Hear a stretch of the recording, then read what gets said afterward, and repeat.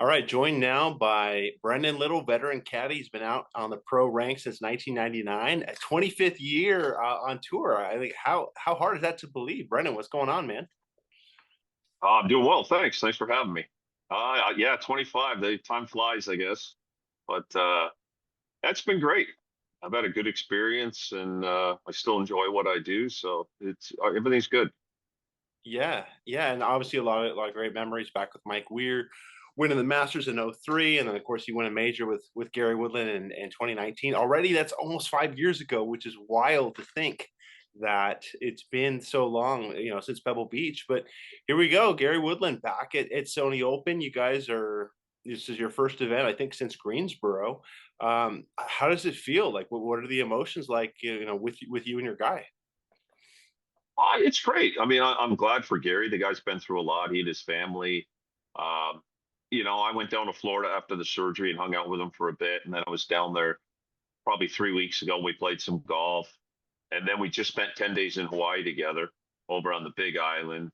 Mike Weir was there, so we played golf every day. So it's not like I haven't seen him. I mean, I've been around, been in contact a lot, but I think it's emotional for him. I mean, with what he had and what he's been through, and I think it's great for him to get back to playing.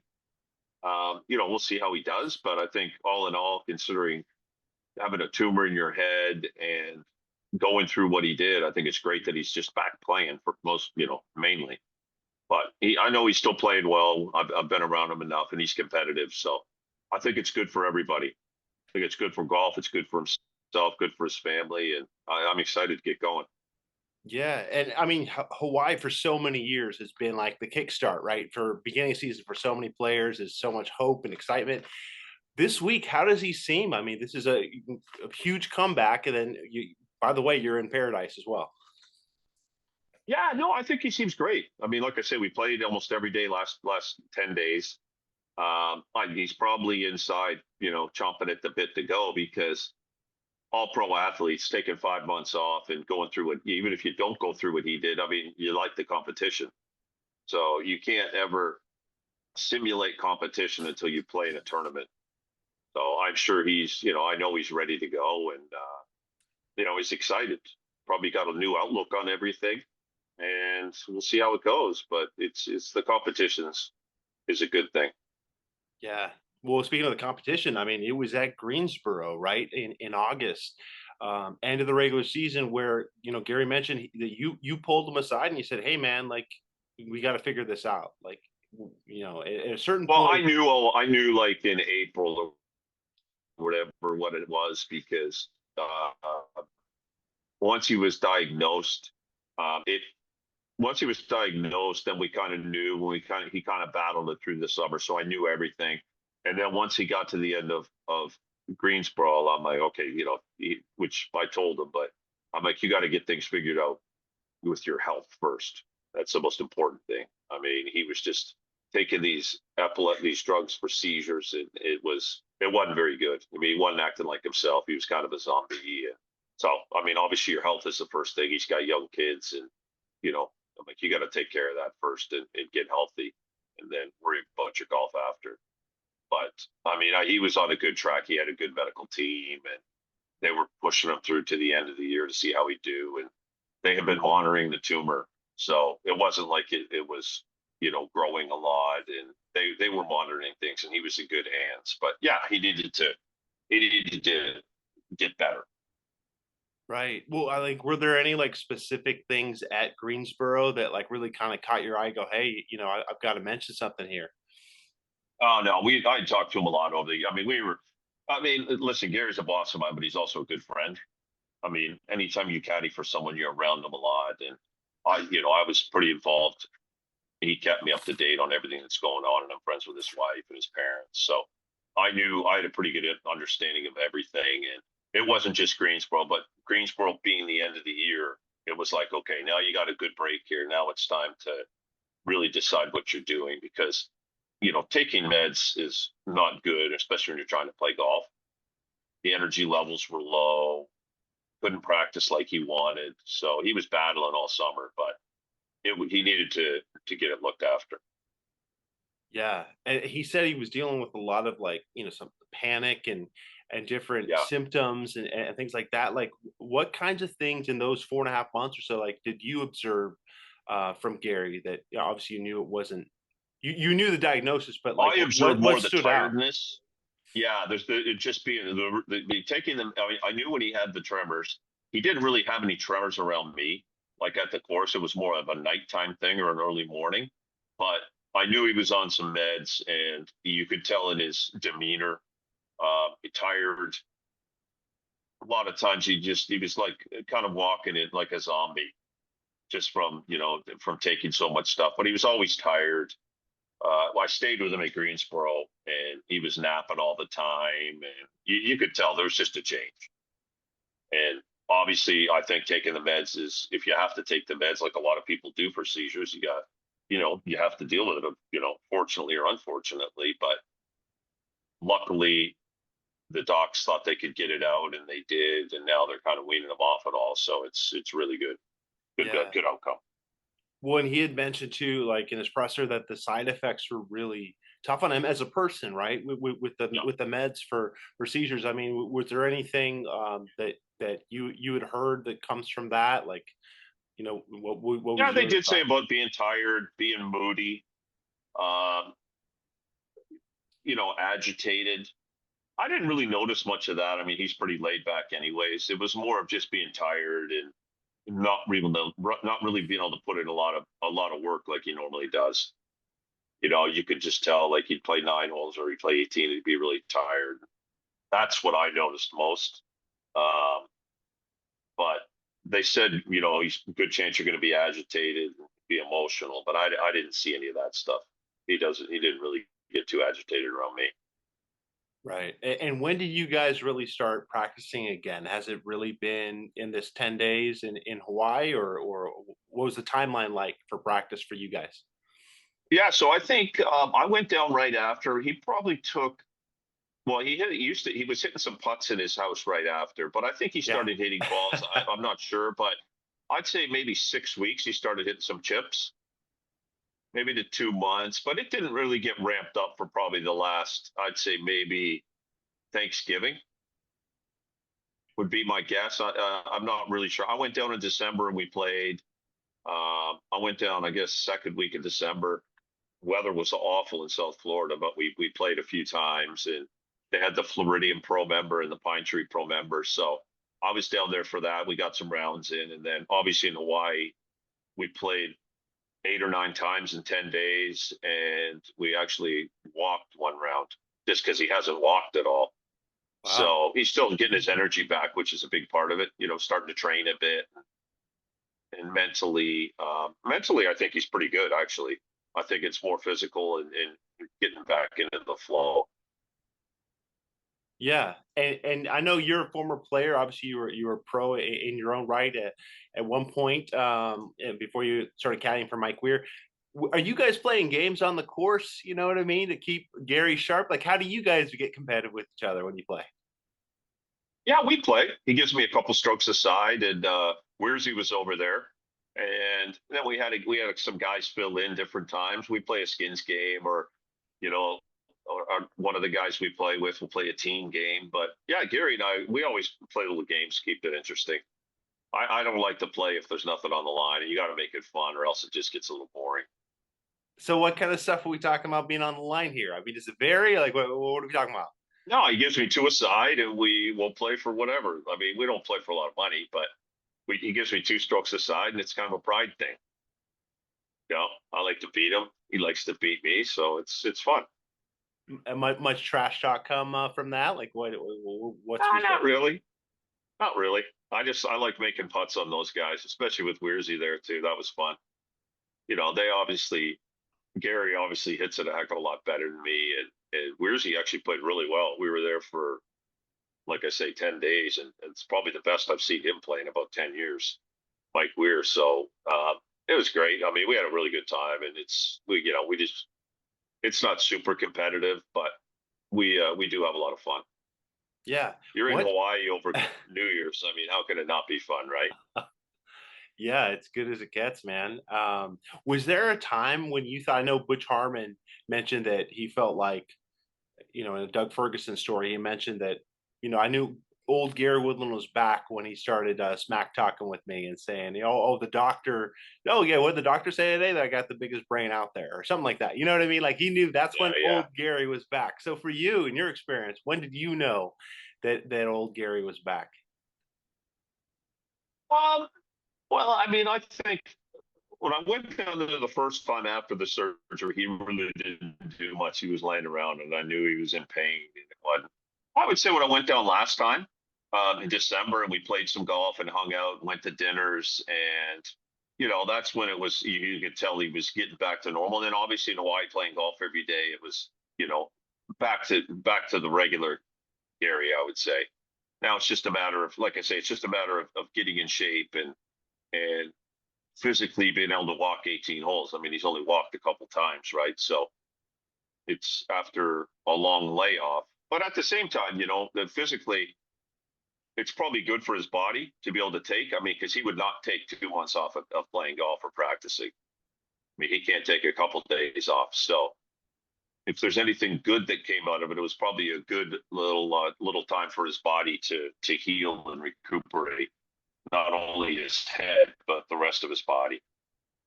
Yeah, he's just it's just by nature. It's hard for him to get away from the course and practice, huh? Yeah, he loves it. I mean, when he's home, he's got a good place there to practice, and he's always working on something. It's not like he's bouncing around, but he likes working on his game. He's got some friends down there. They play first thing in the morning and practice. But yeah, he's not good at taking days off. Yeah.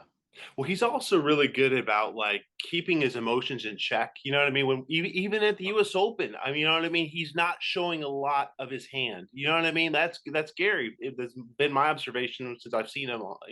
Turn pro. In going through something like this, have you seen any emotions kind of come out of him that surprised you, or have you seen a different side of him in that regard? Yeah, I think so. I've seen more emotion, I would say. Obviously, with golf and playing sports, there's a little bit of you don't want to be weak. Um, but I've definitely seen there's been some emotional times for him that I've seen, knowing that what What he's gone through, what he had to deal with. And so, yeah, I have seen a what little bit different side, a little softer side, maybe. And what sticks Um, out there? Like what? Just him with his family, just or just what? vulnerability. Yeah, no, with his family too, and you're obviously a little more vulnerable when something like this happens because you really don't know what the outcome is. I mean, the outcome was really good, but you're always taking a chance when you're removing a tumor from a head. So Yeah, I think I could tell there was a lot of stress going on and um, some unknowns.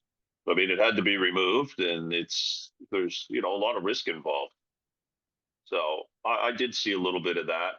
And, I've seen it too, watching the highlights of the press conference and seeing him talk to some people. I mean, I think he realized he was very, very fortunate.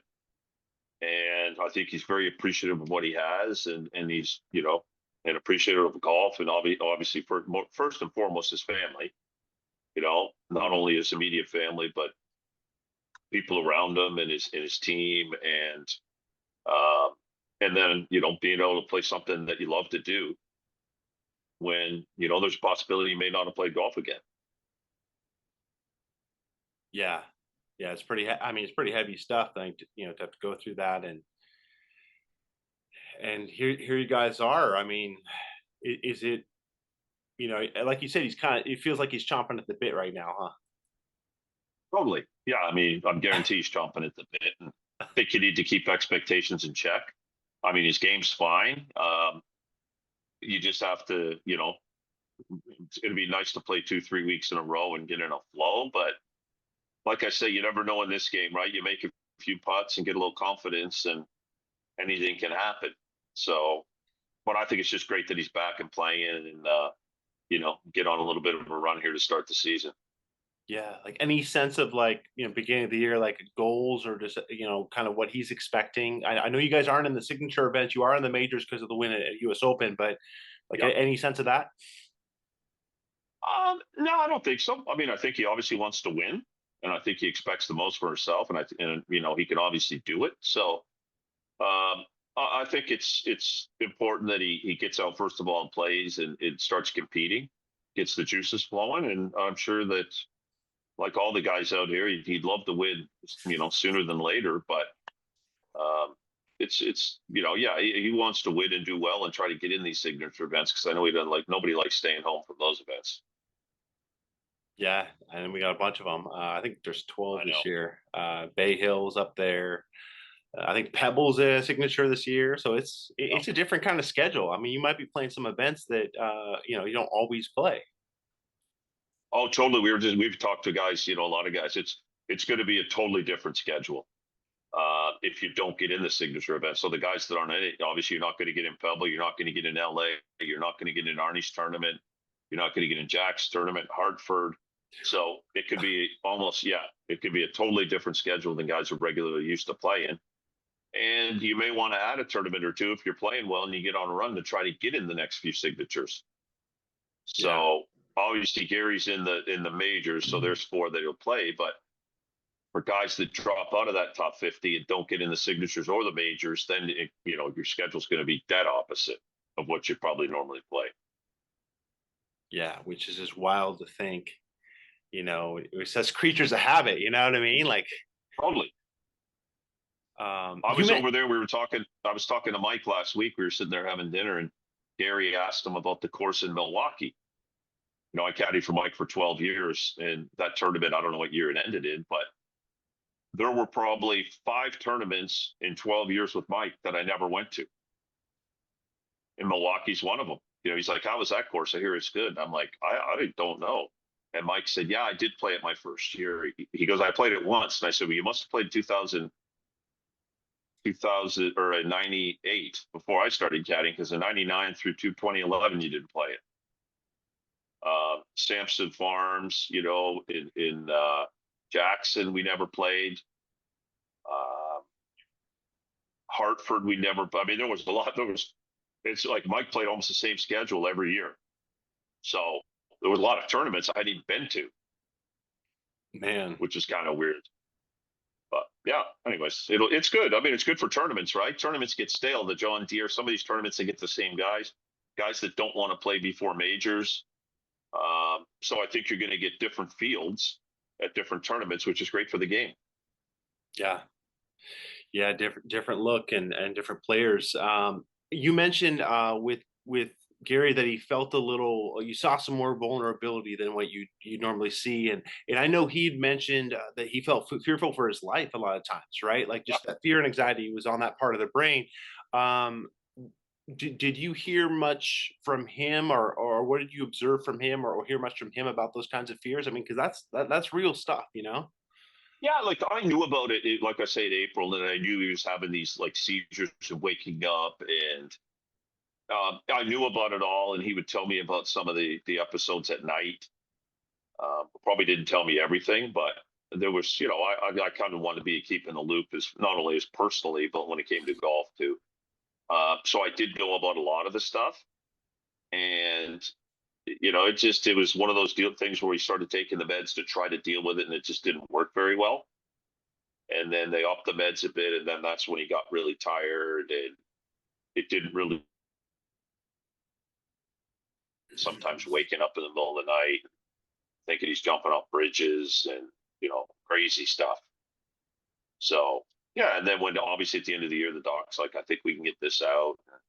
You're obviously have to take a risk, but there really wasn't another option because the other option wouldn't be very good at 38 years old, staying on meds and still really not keeping the seizures down. It might have helped a bit, but if the seizures had totally gone away and he was okay and just had to deal with a little tiredness, my guess is he probably would have done it for a while to see, but they just weren't working. Yeah. And did he have any like panic moments on a golf course at all, whether in practice, whether in a round? Like, did you kind of sense anything like that, No, or? no, I didn't. I mean, not really. No, he was. I think most of it was at night. Uh, like I say, he was a little more mellow when he started taking the medicine, but he did. There was no, rages or any kind of seizures that happened. That I was like, oh boy. what's that? It was none of that. Yeah. He did say this week that he's excited to be back with the guys. It's really does a lot of good for him seeing all the guys again. Like, what have you observed in the camaraderie again with tour players and your guy? Oh yeah, totally. I did work 1 week in the off season. Siwoo Kim's caddy had hip surgery, so I worked out in Sea Island. So it was good to see everyone. Well, yeah, it's always good to hang out with the guys. I mean, that's you hear that from any pro athlete when they retire. It's not necessarily the well, no one wants to train and when you're 40 years old to try to come back and play, but they miss hanging out with the guys. So, and here you kind of live two different lives, right? You have your life at home with your friends at home, and then you've got all the guys out here.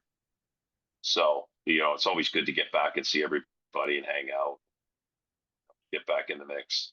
Yeah, I know Todd Lewis on Golf Channel was saying that if there's a strokes gained hugs category, that Oh yeah. Gary would have it this week, right? You saw a lot of those interviews. Like, what have you observed in those exchanges? Right, you mentioned running to Ricky and some of these other guys. What have you kind of picked up from those exchanges? Oh, What sticks everyone's been out? great. I mean, guys that, obviously he's got a lot of close friends that text with him all the time and he sees down in Florida. But there's been a lot of guys come up to him that, he's cordial with that have been really, really sincere and just saying, hey, it's great to see you back. I'm glad.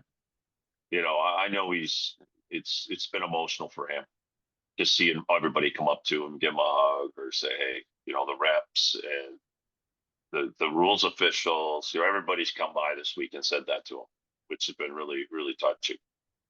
Wow, and like you said, like he's been externally like emotional that and as they come up, I guess it sounds like, right? Yeah, I mean, yeah, he has. I mean, everybody brings it up, and it's, I'm sure it brings back some memories of what could have, or some memories of what could have happened. And he's, yeah, I mean, it's emotional. It's just nice to see guys that care, right? I mean, you're out there competing, but at the end of the day, it's like a big family. So it's nice to see everybody come by. And I mean, Gary's always been one of the well liked guys out here, and he's a super nice guy. So he's got a lot of good friends, but it's nice to see everybody come by Yeah. He for did his mention. sake. Oh yeah, yeah. He's back in the fold. Getting it Yeah, hopefully feels normal again, right? You want things to just get back on track, right? yeah. I think he's pretty much back on track. It'd be nice to see him play some good golf over here to start off the year and get everything back on track. But yeah, no, I think everything's fine. He's his game's in good form. Mentally, I think he's in really good form. So should be exciting. Yeah. Is there an anecdote that sticks out from these last few months? Like whether, like you said, you mentioned having dinner with Mike Weir even the last week and different things with Gary. Anything kind of that will stick with you from this experience? Um, I think a lot will really. I mean, I think seeing him when I went down after his surgery, just kind of laying around, and I when I talked to him on the phone, he was like, yeah, he sounded a lot better. Um, then when I went down there, I kind of realized, wow, he didn't really do anything. We just sat there and watched some sports and talked, and I played with the kids a little bit, and I went and played golf with his buddy one day, but he was a lot worse than I thought he was going to be. That was probably 10 to 2 weeks after the surgery, and that's when I kind of realized, okay, this is, I mean, I thought it was more serious than probably he did talking to him. I mean, just the fact that, you are having a tumor removed from your head. But I think at that point, that was a pretty emotional moment, just seeing how down he really was. Um, he had a lot of pain in his head, and he didn't do much. And honestly, just seeing him get better, playing golf in December, talking to him all the time, and just seeing the improvement was great. I've kind of seen it from day one, from when the time it fell apart there in April, and he found out about it and the emotions of that to all the way to now. So it's been a good roller coaster ride. Yeah, and speaking of finding out about it, like I know he called himself a very upbeat, positive guy, and he described his attitude as being very. He's had a terrible attitude, when he found out about it initially, and I don't know, like in terms of a low point, did anything stick out there in those initial, April window that you saw? No, he was fine. He said he was negative, but no, he's never really negative around me. I think he might be a little hard Hmm. on himself when he says that. He says, hey, when he took the meds, he goes, hey, I could be really emotional. I could be moody. I could be irritated, but he's never that bad. Um, I think there was a lot of unknowns for him. I think there was a lot of worrying, just not really sure. Then they were monitoring it with MRIs and doing different things. So I think there's just a lot of the unknowns, which stresses you out. And I think each month he wasn't really sure what he was going to do. Right, he wasn't sure if he was going to stay on the meds, if he was going to have the tumor removed, if the tumor was growing. So there were just so many questions that you and I, as we all know, it'd be hard to just go to bed and relax. But I don't think he was down on. I mean, he might have been down on himself, but he never. I don't think so. I think he's just being hard on himself. Hmm. He also said there's a lot of good in this world. What a takeaway for him from something like this, right? And he said that it's overwhelming, how good people have been to him in all of this. Like, what have you seen from that emotion? Yeah, totally. Like I say, his family, obviously, his friends, everybody around him. I think everybody's been great. Everybody's supportive. Uh, uh, sometimes it takes something like this to change your perspective in life too. I mean, when you're a really good athlete, you do it. You always think that you're going to play good golf and life's going to be great, and then you have a big setback, and you kind of sit back and realize that things can happen to me too. So I think for him, he kind of got to a spot that he wasn't sure he was going to play golf again. When his last tournament might have been, Greensboro, is that it? And then once he turned the corner and realized, okay, everything's going to be good, I think now he has a little second, a different outlook. And, I'm sure he'll want to take advantage of it because he wasn't sure he was going to have this chance. Hey, listen, appreciate your Yeah. time. Thanks for making it happen to Yeah, this you week. got it anytime, bro. Okay, You got it. See you. bye.